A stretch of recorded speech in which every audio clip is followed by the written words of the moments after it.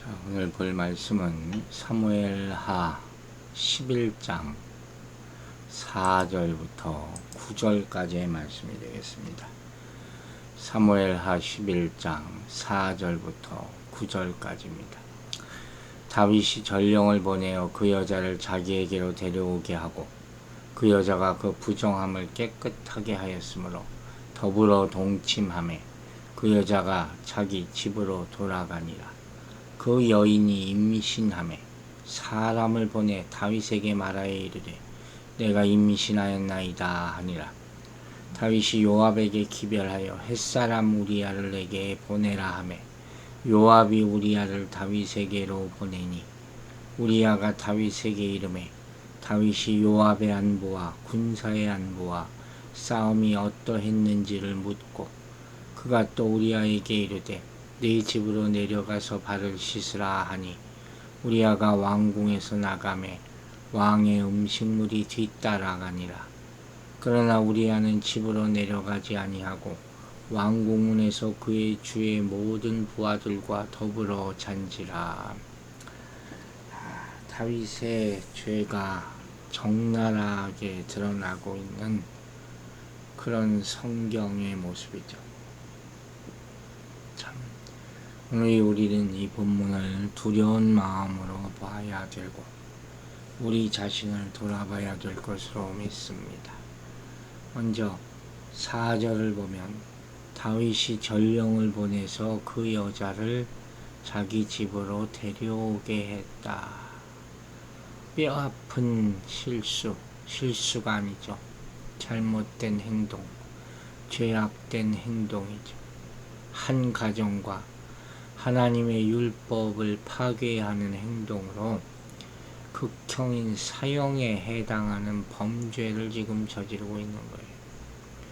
따라서 다윗이 이처럼 자신의 행위가 하나님의 뜻을 크게 어기는 죄였음을 몰랐을 리가 없어요. 율법에 나와 있고요. 그러나 그의 속에 일어나는 정욕을 다스리지 못했으므로 결국 이렇게 엄청난 죄를 저지르게 된 것이죠. 우리 마음이 못 이기는 거예요. 한편 어떤 사람들은 다윗 왕이 이러한 죄를 쉽게 저지를 수 있었던 또 원인 제공을 했던 것으로 밧세바의 방조를 지적하는 사람도 있습니다. 즉 다윗의 이런 행위에 대해서 밧세바가 반항했거나 도망쳤거나 뭐 이런 언급이 하나도 여기 나오지 않잖아요. 따라서 이 사건의 모든 책임은 다윗에게 있다 하더라도 한 남편의 아내로서 그녀의 태도만큼 결코 면책받을 수 없다 하는 것이겠죠. 어쨌든 그녀도 나중에 자식을 이름으로 죄의 삭슨 사망이라는 심판을 받게 되죠. 그리고 여기 이런 말이 있어요. 그 부정함을 깨끗게 하였으므로 더불어 동침하매. 조금 논란이 되는 말인데 히브리 원문에 따르면 밧세바가 자신의 부정함을 깨끗게 한 일은 다윗과 동침한 후에 행한 일로 그렇게 히브리 성경에는 나와 있어요. 따라서 정확한 번역은 저가 그녀와 동침한 후 그녀는 그 부정함을 깨끗게 하였다. 이렇게 해석하는 것이 정확한 해석이라고 할 수가 있겠죠. 그렇다면 여기서 밧세바가 그 부정함을 깨끗게 하였다는 말은 남녀가 서로 동침한 후에 그 몸을 씻도록 되어 있는 하나님의 율례를 그대로 지킨 것을 의미한다고 할 수 있죠. 이로 보아서 밧세바는 다윗과 간음하고서도 그에 대한 참된 회개는 결여한 채 의식적 정결에만 신경을 썼던 것으로 볼 수가 있는 거예요. 율법 자체를 지키지 않았으면서 죄를 범하고 나서 율법을 지키려고 해. 이런 모순이 어디 있습니까? 이런 거칠애가 어디 있습니까? 그래서 또 어떤 해석가는 이 구절을 월경이 끝나고 부정한 몸을 깨끗게 한 다음 이렇게 해석하기도 합니다. 즉 임신이 가능한 기간이었다. 그래서 아이를 잉태하게 됐다. 이렇게 해석하기도 한다는 거예요. 어쨌든 그 여인이 임신했는데 5절이 사람을 보내어 다윗에게 말하여 이르되 내가 임신하였나이다 하니라. 큰일 난 거죠. 애까지 뵐 줄 몰랐다는 것이죠. 마침내 다윗이 뿌린 죄의 열매가 나타나기 시작했음을 보여주는 거예요. 이처럼 인간이 범하는 죄는 자생력과 번식력이 강하다. 죄의 속성이에요. 뿌린 대로 거둔다. 반드시 열매를 맺고 만다. 그래서 범죄한 인간마다 그 결과로 인해서 육체적, 정신적 고통을 당하지 않을 수 없게 되는 것이죠. 그 다윗에게 가서 이 얘기를 하는 것이죠. 레위기 20장에 따르면 하나님의 율법에 의하면 간음하는 자는 모두 사형이라고 그랬어요. 따라서 만약에 우리아가 이걸 알았다면 이 규정에 따라서 자기 아내를 돌로 쳐 죽였을 수도 있어요. 그러니까 지금 그게 먼저 생각나는 거죠. 죄의 결과로 나타나면 그때야 깨닫게 돼. 그 전에 깨달아야 돼. 겁이 났겠죠, 바세바가. 그래서 다윗에게 바로 달려가서 내가 애를 뵙는데 어떻게 하면 좋겠습니까? 이 말에는 왜 이거 사람들이 알면 큰일 나지 않습니까? 하는 말이 담겨져 있는 거죠. 여러분, 사람들은 때때로 죄에 대해서 은밀한 죄, 은밀한 죄, 이 자체가 이 모순적인 거죠. 잘못된 표현이라는 거죠. 죄라는 것은 원래 하나님 앞에 짓는 거예요. 하나님께 대하여 짓는 거예요. 성경은 말하기를 지으신 것이 하나라도 그 앞에 나타내지 않음이 없고 오직 만물이 우리를 상관하시는 자의 눈앞에 벌거벗은 것 같이 드러난다고 했어요. 하나님은 다 보고 계신다. 다 알고 계신다. 하나님 앞에 아무것도 감출 바가 없고 비밀로 짓는 죄 그런 게 있을 수가 없다는 것이죠. 하나님은 죄를 짓기 전에 인간 마음속에 일어나는 생각이나 욕망, 의도 이것까지도 다 알고 계십니다. 다윗은 생각부터 범죄한 거예요. 그래서 계명을 어기고 다른 사람의 아내를 간음한 것이고 그 결과 그 여자가 임신하게 된 것이죠. 그러니까 그녀가 다윗에게 사람을 보내서 자기 임신 소식을 알리자 다윗이 취했던 행동이 바로 그 죄를 감추려 한 것으로 결론 지어지게 되는 거예요. 뻔한 순서를 밟고 있는 거예요. 이 인간의 속성이에요. 인간의 속성. 네? 여러분, 창세기에서부터요. 자기를 숨기려 했던 인간의 이 행동은 바로 에덴 동산에서부터 시작된 거예요. 아담과 이브가 죄를 짓고 나서 자신들의 벌거벗음을 깨닫자 무화과 나무로 치마를 해입음으로써 자기 벗은 벌거벗은 몸을 가리고 죄를 감추려 하지 않습니까? 손바닥으로 하늘을 가릴 수 있습니까? 무화과 나무 치마가 죄를 가릴 수가 있습니까? 방법은 뭐밖에 없어요? 회개밖에 없죠. 하나님 앞에 나와서 엎드리는 것밖에 없잖아요. 모세도 애굽 사람을 죽인 후에 그를 모래 속에 파묻어 죄를 감추려고 하지 않습니까? 이 성경을 보면 이 모세가 한 행동이 적나라하게 나와요. 어떻게 되어 있냐? 좌우로 살펴 사람이 없음을 보고 그 애굽 사람을 쳐 죽여 모래에 감추니라. 인간의 악한 모습이 정말 적나라하게 나타난 표현이죠. 죄를 짓고 나서 그 죄의 결과가 나타나려 할 때 인간이 행하는 첫 번째 행동은 항상 그것을 감추려고 하는 시도다 하는 거예요. 물론 혹자가 말하기를 여기서 바세바가 순수히 다윗에게 갔는지 강제로 끌려갔는지 이런 건 우리는 알 수 없죠. 다윗과 바세바의 성관계가 강제적인 것이었는지 합의된 것이었는지 이런 거 우리가 알 수가 없죠. 그러나 여러 가지 행동으로 봤을 때, 또 내가 임신하였느니라 이 말을 봤을 때, 이게 뭐 기쁨에서 외친 소리였겠어요? 아니면 원망 섞인 호소였겠어요? 우리가 충분히 추측할 수 있잖아요. 그리고 중요한 것은 여기서 다윗의 행위죠. 다윗의 행위가 여기에 이 말씀 오늘 본문 가운데 핵심이 되는 거예요. 자, 다윗이 죄가 얼마나 더 커지는지를 6절이 보여줘요. 다윗이 요압에게 기별하여 햇사람 우리아를 내게 보내라 하매 요압이 우리아를 다윗에게 보내니 밧세바가 잉태한 자신의 아이를 마치 우리아의 아이인 것처럼 꾸미기 위한 다윗의 관계의 첫 번째 단계가 나옵니다. 기가 차죠. 여러분, 우리는 이 본문을 보면 다 이 다윗 나쁜 놈 어찌 이럴 수가 있나 할 거예요. 근데 우리 안에 이런 것들이 있어요. 그걸 보라는 거예요, 성도.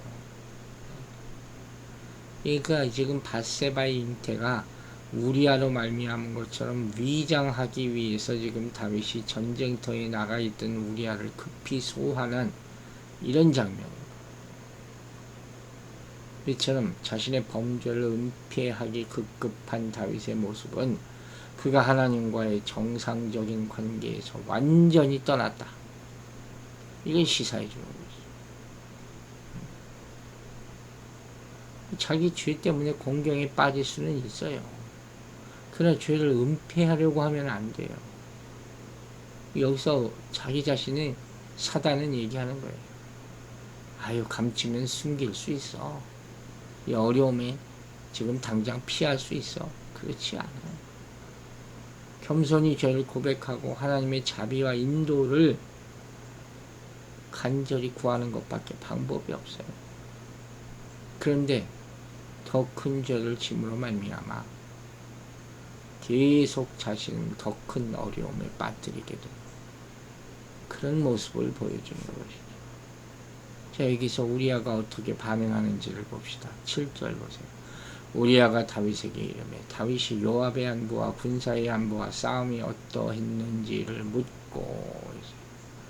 자, 우리아는 다윗의 신복이에요. 신뢰받는 중요한 신하로서 싸움터에서 항상 먼저 나가 이겼던 사람이에요.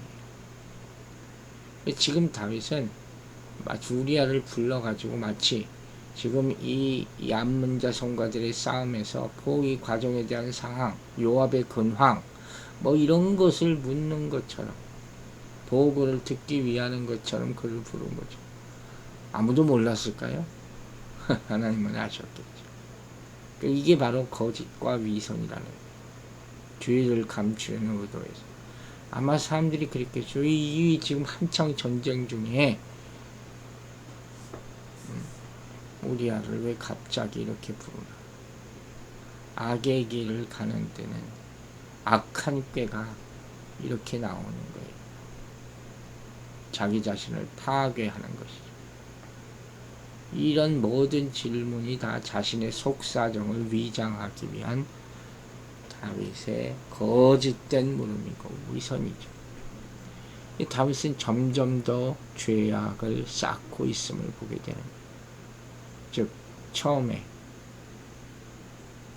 욕심을 품은 것부터 시작해서 간음하고 이제는 그 죄를 은폐하기 위하여 양심을 속이는 거짓 죄를 또 하나 추가하고 있는 거죠. 그리고 또 위선을 보입니다. 8절 보세요. 또 우리아에게 이르되 내 집으로 내려가서 발을 씻으라 하니 우리아가 왕궁에서 나가매 왕의 음식물이 뒤따라가니라. 그래서 발을 씻으라 하는 히브리 원어적인 의미는 이거 관용적인 표현이거든요. 휴식을 취하라 하는 그런 말이에요. 즉 사막지역인 팔레스틴 지방에서는 하루에 일이나 여행을 마치고 집에 돌아오면 무엇보다도 먼저 발을 씻고 휴식을 취합니다. 그 먼지가 얼마나 많겠어요. 모래바람 일고 하니까. 그래서 복음서에도 예수님이 제자들의 발을 씻기지 않습니까? 가장 먼저 집에 들어와서 하는 일이 발을 닦는 거란 말이에요. 그런데 여기서 다윗 왕의 이러한 배려는 우리아로 하여금 밧세바와 동침케 하려는 간교한 음모였다 하는 것이죠. 그래서 혹자는 여기서 발이 남성의 성기를 의미한다 이렇게 해석합니다. 발을 씻는 것을 우리와 성관계를 갖는 것으로 표현한다 하는 것이죠. 그리고 왕의 음식물이 뒤따라가니라. 선물이에요, 선물. 갑자기 전쟁하고 있는 군사를 불러서 집에 가가지고 부인과 관계하라 그러고 선물까지 보내. 이게 무슨 말도 안 되는 경우입니까? 특별 휴가를 주는 거죠. 선물까지 준 것이죠. 이런 건 전쟁 끝나면 전쟁 영웅에게 베푸는 예입니다. 그러나 한창 이렇게 전쟁이 있을 때 이렇게 우리아를 갑자기 소환해서 한 것은 사람들을 속이려는 기만책이었던 거예요. 여러분 보세요. 죄를 범하면 죄의 노예가 되는 거예요. 자신의 죄를 숨기게 되는 거예요. 다윗처럼. 그러나 거짓이 거짓을 낳는 것처럼 죄는 숨기려면 할수록 점점 더 큰 죄를 향해 나아가게 만드는 것이죠. 결국 이렇게 죄의 메인 자들은 모든 삶이 파탄에 이르고 망하게 되는 것이죠. 9절에 반전이 나옵니다. 참 이건 놀라운 말씀이에요.